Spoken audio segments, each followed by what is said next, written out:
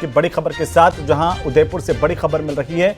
Photographer हत्या मामले को लेकर बड़ा खुलासा हुआ है। पुलिस ने 2 आरोपी गिरफ्तार कर लिए हैं। बाइंडिंग वायर से गला घोंट करके हत्या की वारदात को अंजाम दिया गया था और साथ ही हथौड़े से शरीर पर कई वार किए गए थे। उधारी के लेन देन से जुड़ा हुआ यह मामला बताया जा रहा है, जिसकी तस्वीरें आपकी टीवी स्क्रीन पर है।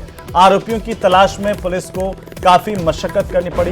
करीब 170 से ज्यादा सीसीटीवी फुटेज खंगाले गए। 100 से ज्यादा हार्डवेयर की दुकानों पर पूछताछ की। प्रतापनगर थाना पुलिस ने आरोपियों को गिरफ्तार किया है।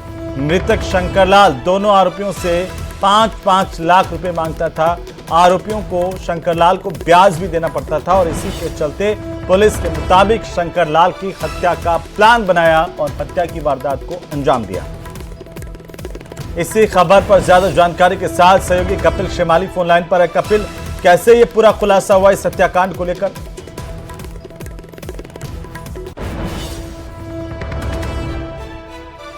नगर झील के पास में एक युवक की लाश जो है निर्मम तरीके से हत्या करके फेंकी हुई पड़ी हुई है। ऐसे में सूचना मिलने पर पुलिस मौके पर पहुंची थी और प्रारंभिक जानकारी के अनुसार कुछ ऐसे जो कि प्लम्बर के आमतौर पर काम में आते हैं, उस तरह के कुछ इक्विपमेंट हत्या में यूज किए, ये सामने आया था। ऐसे में पुलिस ने टीम बनाई, 170 से ज्यादा सीसीटीवी फुटेज खंगाले और 100 से ज्यादा हार्डवेयर की दुकानों पर पुलिस की टीम ने पूछताछ की और इस पर सामने आया कि 2 युवक जो कि जिनसे मृतक शंकरलाल 5-5 लाख रुपए मांगता था, वो संदेह के घेरे में आए। उन्हें जब पूछताछ के लिए बुलाया गया, हिरासत में लेकर पूछताछ की गई तो उन्होंने हत्या करना कबूल किया। बाइंडिंग वायर से गला घोंटकर शंकरलाल की निर्मम तरीके से हत्या की गई। उसके बाद में हथौड़े से वार कर उसके शरीर पर कई सारे चोट के निशान जो सामने आए, वो हथौड़े के वार के सामने आए। तो ऐसे में पुलिस ने 2 आरोपियों को गिरफ्तार किया और कारण सामने आए कि 5-5 लाख रुपए शंकरलाल दोनों आरोपियों से मांगता था। इसके एवज में हर महीने ब्याज चुकाना पड़ता था, तो आरोपियों ने ब्याज नहीं चुकाना पड़े इसके लिए योजनाबद्ध तरीके से पहले शंकरलाल को रात को कॉल करके उसके घर से बुलाया और उसके बाद में बाइंडिंग वायर से गला घोंटकर उसकी हत्या कर दी और हथौड़े से उसके शरीर पर कई सारे वार किए गए। जी कपिल, ये 2 ही आरोपी थे इस हत्याकांड के पीछे या कुछ और भी इसमें संलिप्त हो सकते हैं? पुलिस क्या कह रही है? देखिए, फिलहाल प्राथमिक जानकारी के अनुसार 2 ही व्यक्ति इसमें शामिल हैं। अब इसमें षड्यंत्र रचने में या फिर हथियार उपलब्ध कराने में यदि और कोई नाम सामने आते हैं तो वो अनुसंधान का विषय है, लेकिन फिलहाल इन दोनों से ही शंकरलाल 5-5 लाख रुपए मांगता था और इन्हीं से हर महीने ब्याज लेता था। इसके चलते दोनों युवकों ने, आरोपियों ने हत्या करने की जो है वो प्लानिंग बनाई और 19 तारीख को जो है रात को इस हत्या का जो कांड जो है इसे अंजाम दिया गया। जी चलिए, बहुत शुक्रिया कपिल तमाम जानकारी के लिए। नजर बनाए रखिए, अपडेट लेते रहेंगे। बहरहाल राजधानी जयपुर से इस वक्त की सबसे बड़ी खबर मिल रही है। स्कूलों का वक्त बदला गया है। भीषण गर्मी को देखते हुए स्कूलों के समय में बदलाव के आदेश दिए गए हैं। जिला कलेक्टर की ओर से ये आदेश जारी किए गए हैं। 22 अप्रैल से सरकारी और गैर सरकारी स्कूलों का वक्त बदल दिया गया है। प्री प्राइमरी से 8वीं तक की कक्षाओं का समय बदला है, जिसमें सुबह 7:30 बजे से 11:30 तक का समय किया गया है स्कूलों का। अब कक्षा 9 से लगा करके 12वीं तक के विद्यार्थियों को स्टाफ और संचालित अन्य परीक्षाओं का समय जो है वो यथावत होगा।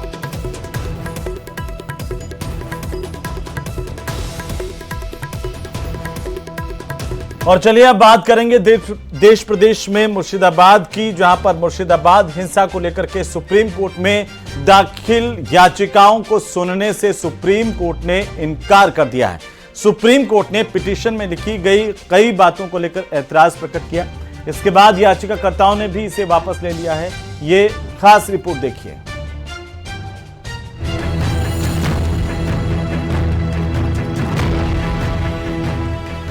बंगाल के मुर्शिदाबाद में 11 अप्रैल को वक्फ विरोध के नाम पर हुई हिंसा से जुड़ी एक याचिका पर आज सुप्रीम कोर्ट में सुनवाई हुई। सुप्रीम कोर्ट ने मुर्शिदाबाद हिंसा पर दायर याचिका ये कहते हुए खारिज कर दी कि याचिका को जल्दबाजी में तैयार किया गया है और याचिका में सही तरीके से तथ्यों को नहीं रखा गया। कोर्ट के इस ऐतराज के बाद वकीलों ने दोबारा याचिका दायर की छूट मांगी, जिसे सुप्रीम कोर्ट ने मंजूर कर लिया। हालांकि याचिका को लेकर बेंच ने याचिकाकर्ताओं से कई सवाल जवाब किए, याचिका में किए दावों के सोर्स पूछे और जिन पर आरोप लगाए गए हैं उन्हें पार्टी बनाने के लिए भी कहा। लेकिन अब क्योंकि सुप्रीम कोर्ट का निर्देश है तो हमको तो मानना पड़ेगा। हमारे प्रेयर्स और ग्राउंड तो सेम रहेंगे, कहीं कुछ नहीं होने वाला। हिंदू का पलायन हो रहा है, हिंदू को मारा गया है और अभी भी वो डर के माहौल में जी रहे हैं। और जो एसआईटी की जांच हमने सुप्रीम कोर्ट की निगरानी में मांग की है और साथ में एक्सोडस को रोकने के लिए और कंपनसेशन की बात की, वो तो एज इट इज रहने वाला है। लेकिन ये जो डिटेल्स है वो हम ऐड करके विद इन अ डे और 2 हम फाइल कर देंगे और हम बिल्कुल सुप्रीम कोर्ट के वापस अपेक्षा करेंगे कि सुप्रीम कोर्ट हिंदुओं को न्याय दे। बीजेपी नेता अमित मालवीय ने मुर्शिदाबाद हिंसा का एक वीडियो शेयर किया है, जिसमें एक हिंदू पीड़ित अपनी आप बीती बता रही है कि उसने बेटी की शादी के लिए 7 लाख रुपए और इलाज के लिए 4 लाख रुपए बचाए थे। 11 अप्रैल को उमड़ी भीड़ उसके घर में घुसी और उसके पति को बंधक बना लिया। फिर उससे पूछा गया कि पति चाहिए या पैसा। जाहिर है महिला ने पति को चुना, जिसके बाद उपद्रवियों ने उसके घर से 11 लाख रुपए और सभी जेवर लूट लिए। यही नहीं, जाते जाते उपद्रवियों ने महिला के घर को आग लगा दी। 7 লাখ টাকা দুগাধা মাটি বিক্রি করেছি, 3.5 লাখ টাকা করে 7 লাখ টাকা ছিল, কিছুটা পুড়িয়েছে বাতে করে সব নিজে হাতে দিলাম বের করে করে। 4 বাড়ি সোনা ছিল তাও দিলাম, নিজের স্বামীকে টুটিতে হেসা লাগিয়ে আছে, বলছে কি জিনিস কি দাও না তোমার স্বামীকে মেরে ফেলছি। স্বামীর বড় না টাকা পয়সা বড়, স্বামীটাকে বাঁচার লাগে সব দিয়ে দিলাম আমি। दरअसल बंगाल में राष्ट्रपति शासन लगाने की मांग इसलिए भी हो रही है क्योंकि हिंसा पीड़ित ज्यादातर हिंदू हैं। शासन और प्रशासन दोनों पर लापरवाही और अनदेखी का आरोप लगाया जा रहा है। कहा जा रहा है कि 200 कदम की दूरी पर मौजूद पुलिस को आने में 4 घंटे लग गए। Bureau report, news 18। तो वहीं क्या मोदी सरकार वक्फ से भी बड़ा फैसला लेने जा रही है? वक्फ से भी बड़ा फैसला इसलिए, लेकिन क्या राम मंदिर, 370, ट्रिपल तलाक, वक्फ सब कुछ हो चुका है, तो अब मोदी सरकार का अगला प्लान क्या है? अगर सरकार से मिल रहे संकेतों को समझा जाए तो सरकार यूजीसी पर बहुत ही गंभीरता और तेजी से उसे लाने पर विचार कर रही है, क्योंकि 1 सप्ताह के अंदर 2 बार यूसीसी को लेकर बड़े संकेत सामने आए हैं। रिपोर्ट देखिए। जिस सिविल कोड को हम लेकर के जी रहे हैं, वो सिविल कोड सचमुच में तो एक प्रकार का कम्युनल सिविल कोड है, भेदभाव करने वाला सिविल कोड। क्या वक्फ कानून के बाद अब समान नागरिक संहिता यानी कि यूसीसी का नंबर है? ये सवाल इसलिए क्योंकि 1 हफ्ते के अंदर 2 बार यूसीसी को लेकर बड़े संकेत सामने आए हैं। पहले 14 अप्रैल को खुद प्रधानमंत्री नरेंद्र मोदी ने हरियाणा के हिसार में एक सभा के दौरान यूसीसी को देश के लिए जरूरी बताया। तो वहीं ठीक 1 हफ्ते के बाद बीजेपी ने एक वीडियो जारी किया है, जिसमें मोदी 3.0 की उपलब्धियों को बताया गया है। वीडियो में साफ संकेत दिए गए हैं कि मोदी सरकार का अगला कदम यूनिफॉर्म सिविल कोड हो सकता है। इस वीडियो के माध्यम से उन लोगों को भी जवाब दिया गया है जो कहते थे कि बीजेपी को पूर्ण बहुमत नहीं होने की वजह से मोदी सरकार 3.0 काफी कमजोर होगी। मोदी सरकार 3.0 बड़े फैसले नहीं ले पाएगी और ज्यादा दिनों तक नहीं टिक पाएगी, जिससे ये साफ संकेत मिलते हैं कि मोदी सरकार का अगला कदम देश में यूनिफॉर्म सिविल कोड लागू करना है। आप ये वीडियो देखिए।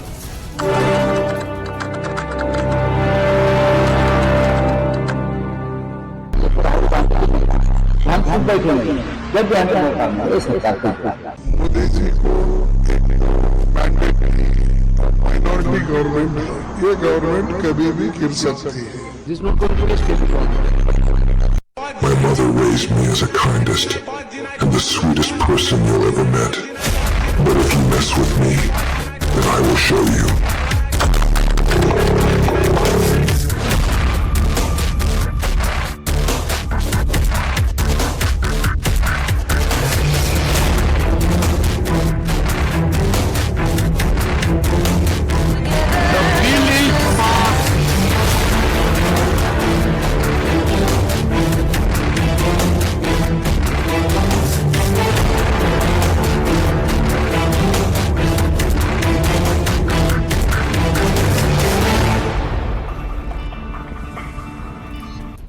प्रधानमंत्री नरेंद्र मोदी के बारे में अक्सर कहा जाता है कि वो चौंकाने वाले फैसले करते हैं। तो क्या 14 अप्रैल 2024 को पीएम मोदी ने हरियाणा के हिसार में सभा को संबोधित करते हुए यूसीसी को लेकर कांग्रेस पार्टी पर जो हमला बोला, उसे एक संकेत माना जाना चाहिए?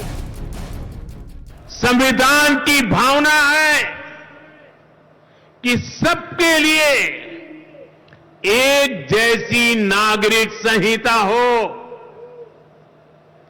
जिसे मैं कहता हूं सेक्युलर सिविल कोड। बीजेपी ने लोगों के सामने अपने 3 बड़े एजेंडे रखे थे, जिसमें से जम्मू कश्मीर से धारा 370 को 2019 में बीजेपी ने पूरा किया था।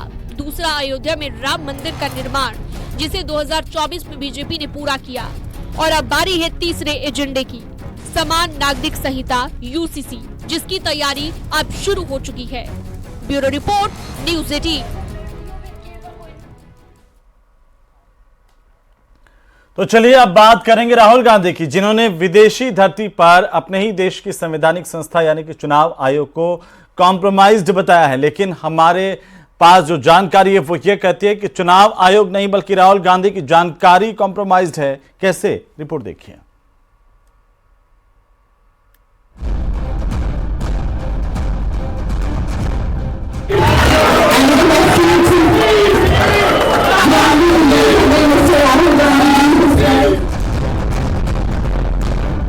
That the election commission is compromised. It's very clear that there is something very wrong with the system. Rahul Gandhi एक बार फिर सुर्खियों में हैं और इस बार उनके सुर्खियों में आने की 2 वजह हैं। पहली वजह है कांग्रेस के वरिष्ठ नेता संदीप दीक्षित के साथ उनका पॉडकास्ट। दूसरी वजह है राहुल गांधी का अमेरिका दौरा, जहां बोस्टन में दिया गया उनका एक बयान बीजेपी के निशाने पर है।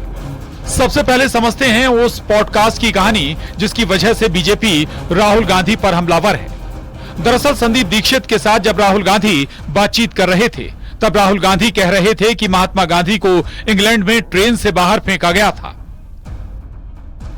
You know, when Gandhiji was thrown out of the train in England, so my great-grandfather and his cousins decided that they would go to the railway station, Allahabad railway station, and throw some Britishers out of first class. Yeah. You know, so they went there and they pulled some Britishers out and threw them out of first class. It's not known, but that was his spirit was very interesting. जबकि असलियत यह है कि 7 जून 1893 को यह वाकया दक्षिण Africa में हुआ था। ये घटना रात के वक्त हुई थी जब वे कानूनी मामले के सिलसिले में प्रिटोरिया जा रहे थे। गांधी जी ने फर्स्ट क्लास के कंपार्टमेंट में यात्रा करने के लिए टिकट बुक कराया था। उस समय दक्षिण अफ्रीका में नस्लीय भेदभाव के कानून थे, जिसके तहत पहली श्रेणी के डिब्बे केवल गोरों के लिए आरक्षित थे। एक गोरे पैसेंजर ने गांधी जी की मौजूदगी पर आपत्ति जताई थी, लेकिन गांधी जी ने डिब्बे से उतरने से इनकार कर दिया था, जिसके बाद रेलवे के अधिकारियों ने उन्हें ट्रेन से उतार दिया था। यही वजह है कि बीजेपी के अमित मालवीय ने राहुल गांधी को सोशल मीडिया पर घेर लिया। राहुल गांधी पर संग्राम यही नहीं थमा। अमेरिका के बोस्टन में राहुल गांधी ने भारत की चुनाव प्रक्रिया पर सवाल उठाए। People voted in the Maharashtra Assembly elections. Then there are adults in Maharashtra. This is a fact. And the election commission gave us a figure, voting figure for 5:30 in the evening. And between 5:30 in the evening and 7:30 in the evening when the polls were supposed to have closed, 65 lakh voters voted. Now, that is physically impossible to happen. So it's very clear to us that the election commission is compromised. It's very clear that there is something very wrong with the system. Rahul Gandhi के बयान पर महाराष्ट्र के CM Devendra Fadnavis ने पलटवार किया है और विदेश में जाकर देश को बदनाम करने का आरोप लगाया। तो वहीं मध्य प्रदेश के सीएम मोहन यादव ने कांग्रेस को अपने नेताओं को कंट्रोल करने की नसीहत दी है। कहा था कि राहुल गांधी का ये रिकॉर्ड रहा है कि वो देश की इज्जत बाहर जाकर बिगाड़ते हैं। मैंने तो कहा कि बाबा महाकाल सद्बुद्धि दे, इस बार शायद वो ऐसा न करे। फिर भी अब उनके इच्छा पे है, एक चरित्र बन जाता व्यक्ति का कि हम अपने देश और देश के देशवासियों की इज्जत दुनिया में उनकी टोपी उछालने का काम न करे। बहुत ही दुख की बात है कि श्रीमान राहुल गांधी विदेश में जाकर अपने देश के प्रति, अपने देश के संविधान ने जो संस्थाएं तैयार किए उनके प्रति इस प्रकार से झूठ बोलने का प्रयास करते हैं। वहीं कांग्रेस नेता संदीप दीक्षित ने राहुल गांधी का बचाव करते हुए कहा कि भारत का लोकतंत्र पूरी दुनिया में जाना जाता है और हमने हमेशा संस्थाओं का सम्मान किया है।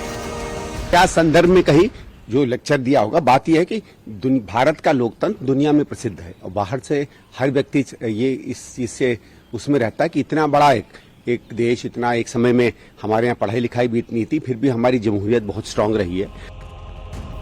जाहिर है राहुल गांधी के बयानों पर सियासत का ये सिलसिला यहीं थमने वाला नहीं है। Bureau report, news 18।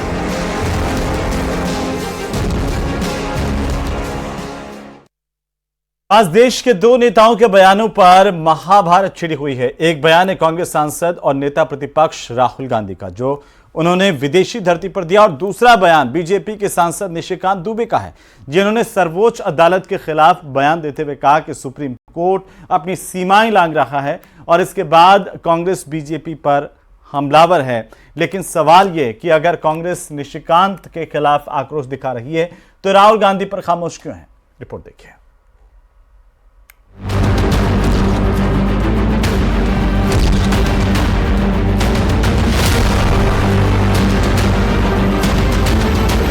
इस देश में जितने गृह युद्ध हो रहे हैं उसको जिम्मेवार केवल यहाँ के chief justice of India Sanjeev Khanna से। आज भारत में सियासी महाभारत देश के दो नेताओं के बयान को लेकर छिड़ी हुई है। एक बयान है बीजेपी के सांसद निशिकांत दुबे का, जिन्होंने सर्वोच्च अदालत के खिलाफ बयान में कहा कि सुप्रीम कोर्ट अपनी सीमाएं लांघ रहा है। निशिकांत दुबे के इसी बयान को लेकर देश में बवाल मचा हुआ है। कांग्रेस समेत सभी विपक्षी पार्टियां कह रही हैं कि ये संवैधानिक संस्थाओं के खिलाफ सीधे युद्ध की शुरुआत है और बीजेपी सुप्रीम कोर्ट और संविधान को कमजोर करना चाहती है। अब संवैधानिक संस्थाओं के सम्मान पर राजनीति का डबल स्टैंडर्ड समझना हो तो निशिकांत दुबे के बयान के अलावा राहुल गांधी का बयान भी सुनिए, क्योंकि जो लोग बीजेपी सांसद निशिकांत दुबे के बयान से गुस्से में हैं, उन्हें राहुल गांधी के बयान से कोई आपत्ति नहीं है। जबकि राहुल गांधी ने अमेरिका में चुनाव आयोग पर आपत्तिजनक टिप्पणी करते हुए कहा कि भारत में चुनाव आयोग ने समझौता कर लिया है और सिस्टम में कहीं तो गड़बड़ी है। पहले आपको देश की संवैधानिक संस्थाओं के खिलाफ बीजेपी और कांग्रेस के दोनों नेताओं के आपत्तिजनक बयान सुनाते हैं, फिर आपको बताएंगे कि संवैधानिक संस्थाओं के सम्मान पर देश की राजनीति में डबल स्टैंडर्ड क्यों है। इस देश में धार्मिक युद्ध भड़काने के लिए केवल और केवल सुप्रीम कोर्ट जिम्मेवार है। सुप्रीम कोर्ट का एकमात्र उद्देश्य है show me the face will show you the law.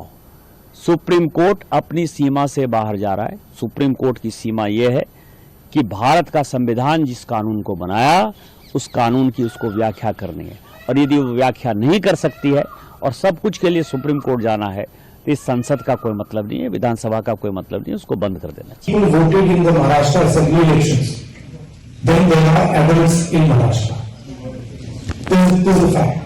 And the election commission gave us a figure, voting figure for 5:30 in the evening, and between 5:30 in the evening and 7:30 in the evening when the poll was supposed to have closed, 65 lakh voters voted. Now, that is physically impossible to happen. It is very clear to us that the election commission is compromised. It's very clear that there is something very wrong with the system. सर्वोच्च न्यायालय पर BJP सांसद निशिकांत दुबे की इसी आपत्तिजनक टिप्पणी को लेकर उनके खिलाफ अवमानना केस चलाने की याचिका दाखिल हुई है। इस पर सुप्रीम कोर्ट ने कहा कि याचिकाकर्ता निशिकांत के खिलाफ अवमानना याचिका दाखिल कर सकते हैं और इसके लिए सुप्रीम कोर्ट की मंजूरी की जरूरत नहीं है। दूसरी ओर निशिकांत दुबे के इस बयान से बीजेपी किनारा कर चुकी है। बीजेपी अध्यक्ष जेपी नड्डा ने कहा है कि पार्टी अदालतों का सम्मान करती है और बीजेपी ऐसे बयानों के साथ नहीं है। लेकिन निशिकांत दुबे को सख्त निर्देशों के बाद भी कुछ बीजेपी नेता खुलकर निशिकांत दुबे के साथ हैं। देखिए, निशिकांत दुबे जी जो बोले हैं वो तो सही बात बोले हैं।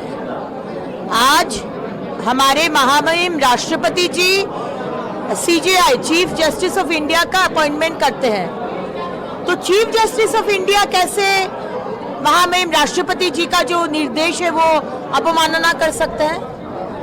जो पार्लियामेंट, जो सांसद, जहां पर सारे भारत के सांसद लोग बैठ के पॉलिसी मेकर जो नियम बना रहे, रूल बना रहे, उसी नियम को आप खंडन कर देंगे तो ये कहाँ का नियम है?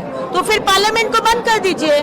नहीं, जो गाइडलाइन पार्टी की आ गई है हम उसके साथ हैं, और कभी कभी सत्य सही हो तो भी बोलना नहीं चाहिए, क्योंकि हर चीज़ की एक मर्यादा होती है। बता दें, निशिकांत दुबे ने सुप्रीम कोर्ट पर आपत्तिजनक बयान वक्फ कानून पर सर्वोच्च अदालत की एक टिप्पणी और केरल विधानसभा से पास विधेयक को मंजूरी देने के लिए राष्ट्रपति के निर्देश देने को लेकर की थी, जिसके बाद इस निशिकांत के बयान को लेकर एक बार फिर कांग्रेस बीजेपी आमने सामने आ गई है। Bureau report, news 18। चलिए बात करेंगे देश प्रदेश में गोल्ड की, क्योंकि क्या अब की बार सोना 1 लाख के पार होगा? यह सवाल तब सामने आया जब गोल्ड की कीमत सारे रिकॉर्ड तोड़ करके 96,000 के पार पहुंच चुकी है। तो वहीं आखिरकार क्यों बढ़ रही है सोने की कीमतें और कहां पर जाकर रुकेगा सोने का भाव, ये खास रिपोर्ट देखिए।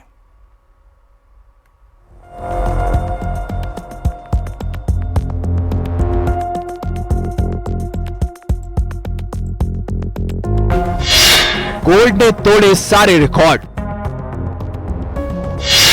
अब की बार सोना 1 लाख पार, कहां रुकेगा सोने का भाव?